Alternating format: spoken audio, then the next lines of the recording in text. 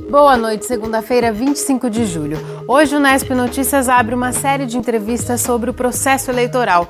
Mudaram várias regras para as eleições municipais deste ano. E quem vai tirar as dúvidas ao longo desta semana é o presidente da Comissão de Direito Eleitoral e de Fiscalização das Atividades do Poder Público da OAB Bauru, o advogado Conrado Segala. E ainda... Depois que os radares ficaram quase 2 meses sem operar em Bauru, aumenta o número de motoristas multados por excesso de velocidade.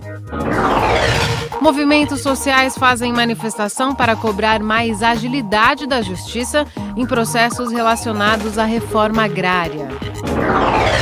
E você vai conhecer os judocas de Bauru que vão participar da Olimpíada como pajens dos atletas que disputarão os Jogos.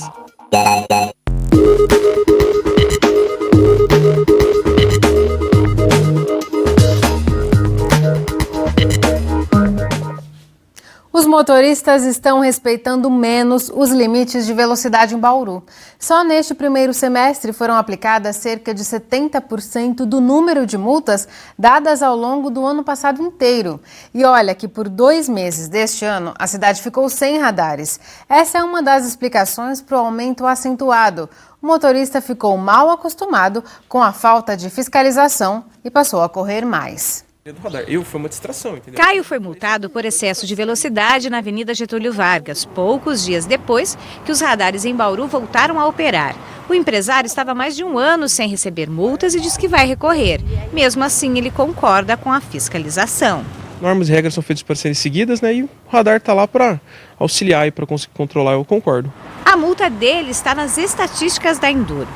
No ano passado, foram aplicadas 29.206 multas por excesso de velocidade. Só nos primeiros 6 meses deste ano, esse número já passa dos 19 mil. Se continuar nesse ritmo, o ano de 2016 vai fechar com um número superior de multas se comparado ao ano passado. No início de 2016, os radares fixos de Bauru ficaram fora de operação por quase 2 meses, período que a prefeitura levou para contratar uma nova empresa responsável pelos equipamentos de fiscalização. Quando voltaram a operar, houve um aumento expressivo no número de registros. Em 2015, nos meses de abril, maio e junho, foram detectados 6.844 casos de excesso de velocidade. No mesmo período de 2016, o número dobrou e subiu para 13.825 casos. Só no mês de abril, período em que os radares operaram durante 16 dias, o número de multas foi de 2.332, 15 multas a mais que no mês de abril todo em 2015. Rita trabalha a poucos metros do radar da quadra 21 da Avenida Cruzeiro do Sul. Para ela, o uso do equipamento é essencial para manter a segurança na via. Eu já vi vários acidentes e agora diminuiu bastante. Você acha que as pessoas respeitam o radar por causa da redução da velocidade ou porque sabe que se passar da velocidade ganha multa em casa? Eu acho que por causa da multa. Eles ganham a multa, né, e mexe no bolso deles também, né?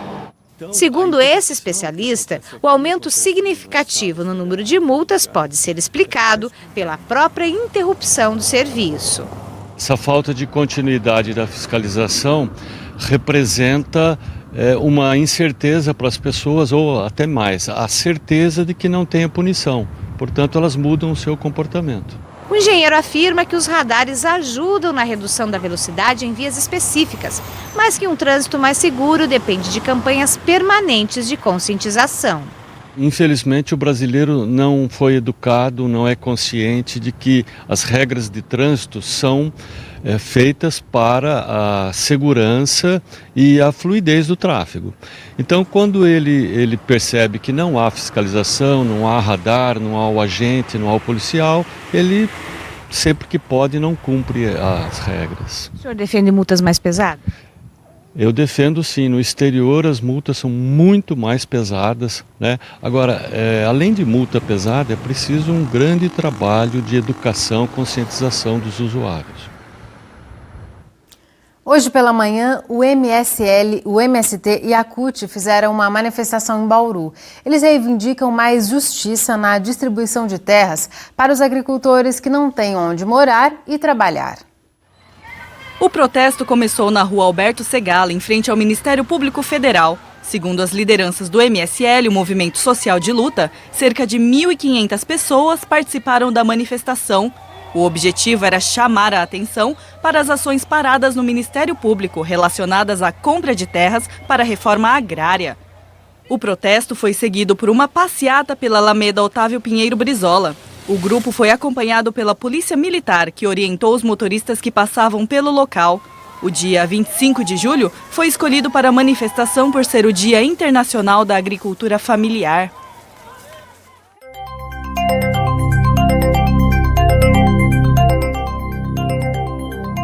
A temperatura subiu no fim de semana, mas devemos ter uma nova queda nos próximos dias.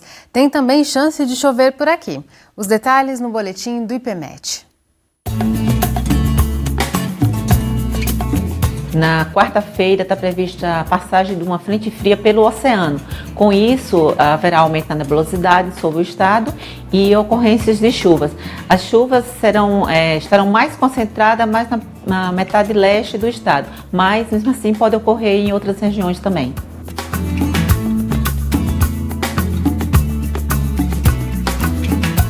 Atrás desse sistema tem um novo sistema de alta pressão, uma massa de ar mais frio, que vai fazer com que essas temperaturas caiam novamente. A temperatura mínima deve ficar em torno dos 10 graus e a máxima em torno dos 20 graus na quinta, sexta e no sábado. No domingo ela já volta a se elevar.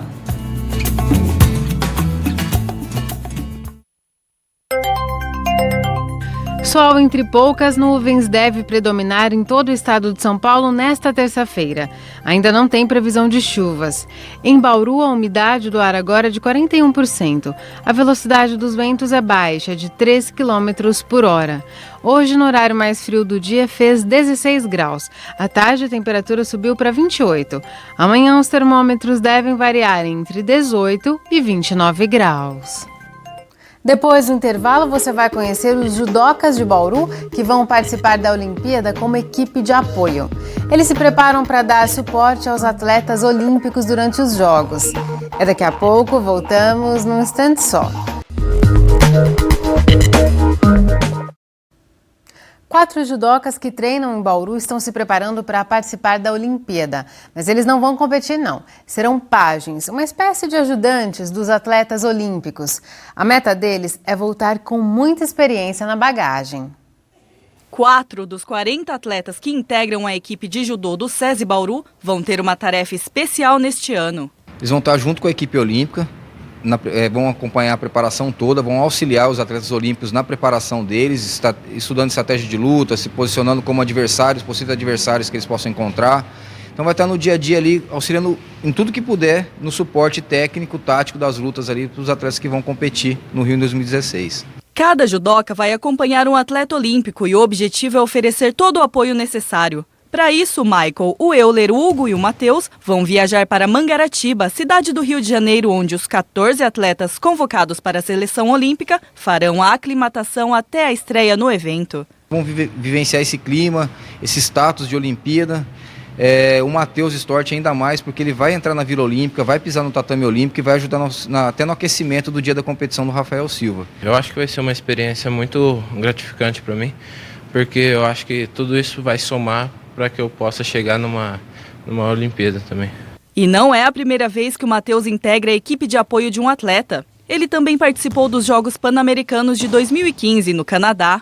Passei dias assim morando debaixo do mesmo teto que Thiago Camilo, Luciano Corrêa, o pessoal todo da elite do judô brasileiro. Eu mudei minha maneira de treinar pensando no que eles falaram para mim, no que eles passaram, as experiências deles. Para o Hugo, participar da Olimpíada, mesmo que indiretamente, é especial e pretende trazer o conhecimento adquirido para toda a equipe de Bauru. Vou tentar trazer o máximo possível de informações, as coisas que o pessoal está começando a fazer agora, técnicas novas, estratégias para a gente poder estar no mais alto nível do judô. O Euler concorda que esse acompanhamento serve para melhorar a própria técnica. Ele vai ser parceiro de treino de um grande nome do judô brasileiro. Eu vou acompanhar o Thiago, Thiago Camilo. Eu vou ficar só na preparação em Mangaratiba. Só de estar perto, de ter essa vivência com ele, que ele tendo 2 medalhas olímpicas já é uma experiência, uma responsabilidade muito grande de ajudar na preparação dele. Oportunidade para aprender. É isso que o Michael também vai buscar nos Jogos Olímpicos deste ano. Eu vou acompanhar o atleta Felipe Tadai. É muito importante saber como é estar nas Olimpíadas, como é o treinamento deles, como vai ser tudo lá. O trabalho para chegar até aqui foi intenso, mas o objetivo mesmo é participar da próxima Olimpíada, em 2020, do outro lado, como competidores. Daí vai trazer uma bagagem muito grande, não só de vivenciar o clima e não ser novidade, diminuir aquele friozinho na barriga que dá numa competição importante, mas também toda a bagagem técnica que eles vão adquirir de estar estudando junto com os atletas que vão competir nas Olimpíadas do Rio. Agora a gente abre espaço para destacar mais uma das iniciativas que fazem parte dos 40 anos da Unesp, comemorados agora neste ano. É o projeto da Classe ao Mercado, que mobiliza os alunos a criarem uma campanha para uma empresa real.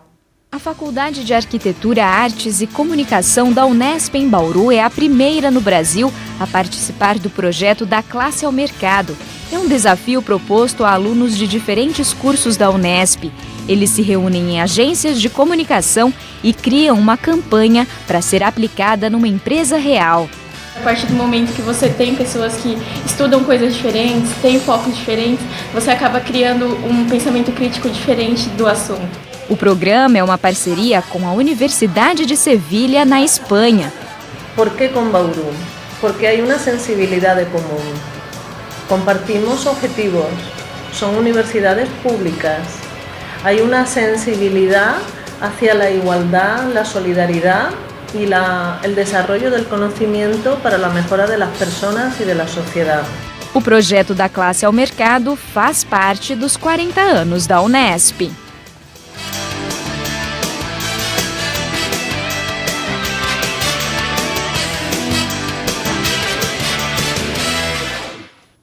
A seguir, você confere a primeira entrevista da série que vamos exibir nesta semana para explicar tudo o que mudou na legislação para o processo eleitoral deste ano. Conversamos com o presidente da Comissão de Direito Eleitoral e de Fiscalização das Atividades do Poder Público da OAB Bauru, o advogado Conrado Segala. Hoje ele fala de financiamento das campanhas. É depois do intervalo, voltamos já.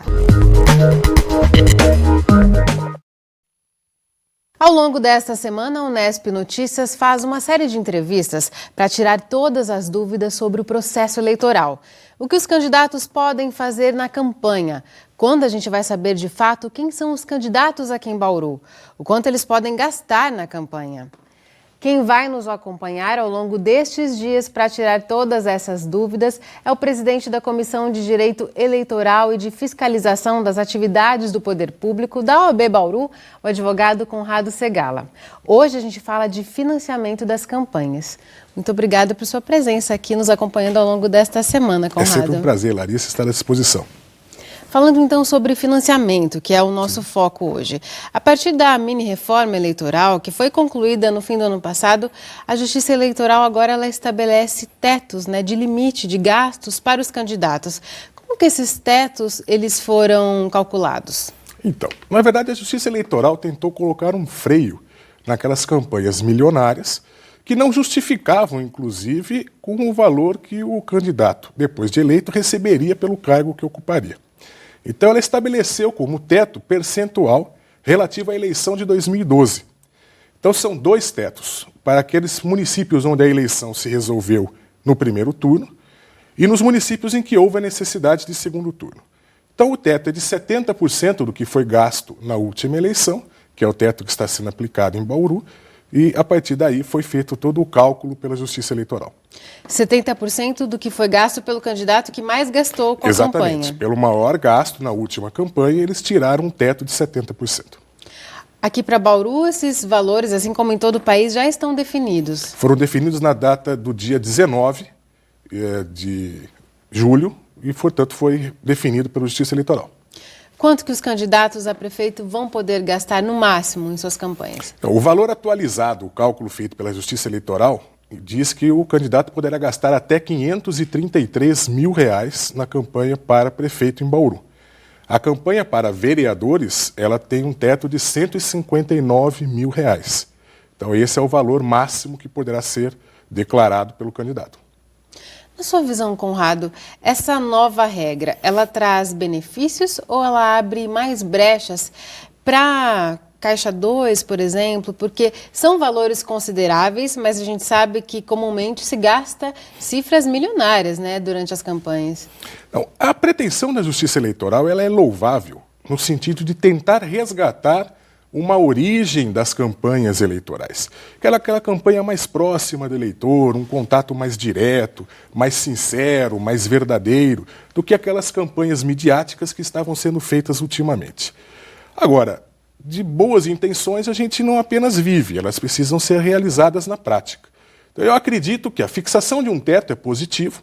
Entretanto, a obtenção dos recursos para atingir este teto esbarrará na questão da dificuldade de obtenção, porque com a proibição de doação por pessoas jurídicas, sobrou apenas e tão somente a possibilidade do autofinanciamento.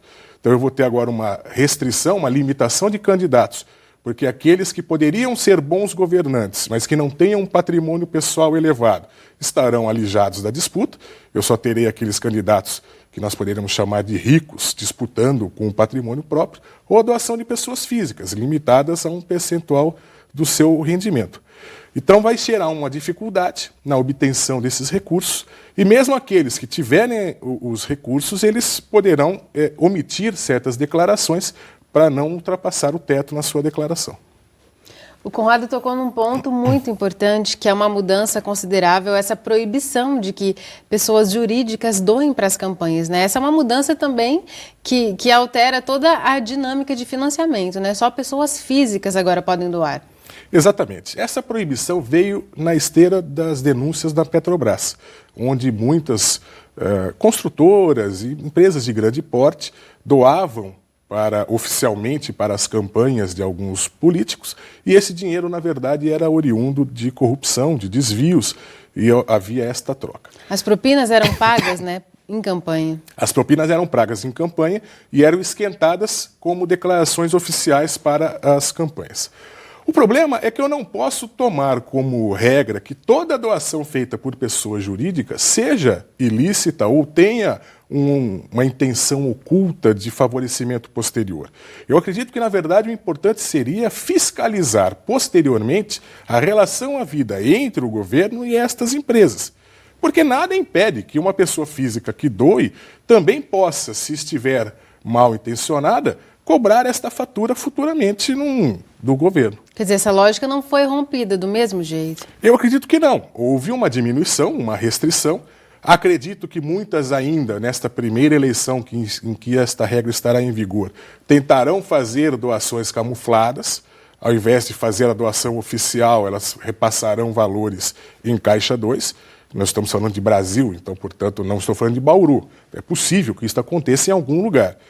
Então, acredito que nós teremos que aperfeiçoar os mecanismos de fiscalização, e eu não duvido se em breve nós tenhamos que rever esta proibição, dada a dificuldade de obtenção de financiamento de campanhas. Você imagina que é preciso se buscar outros mecanismos? Sim, não é possível ficar só nesta dependência. A verdade é que nós precisaríamos de uma verdadeira reforma política em que nós dessemos aos partidos, às agremiações, uma unidade de ideias que pudesse vincular os eleitores àquelas propostas. E ao me identificar com este partido, eu poderia doar, não apenas em época de campanha, mas continuamente para o próprio financiamento das suas atividades, para que ela pudesse desempenhar o seu papel. Como não há essa identidade, eu não crio este vínculo e, portanto, não me sinto estimulado a fazer este debate. É diferente, por exemplo, nos Estados Unidos, em que nós temos dois partidos muito claros, com ideias antagônicas. Então, se eu tenho determinadas posições, eu quero que aquele partido possa ganhar, e aí contribuo financeiramente com ele. Então, nós teremos que caminhar neste sentido para realmente valorizar os partidos e não as pessoas. Que hoje a gente vê muito disso. São candidatos que procuram partidos que deem a ele legenda, quando deveria ser o contrário, deveria ser os partidos, com as suas propostas, que procurassem pessoas que compartilhassem desses ideais e que aceitassem defender estas metas. Tá certo, Conrado.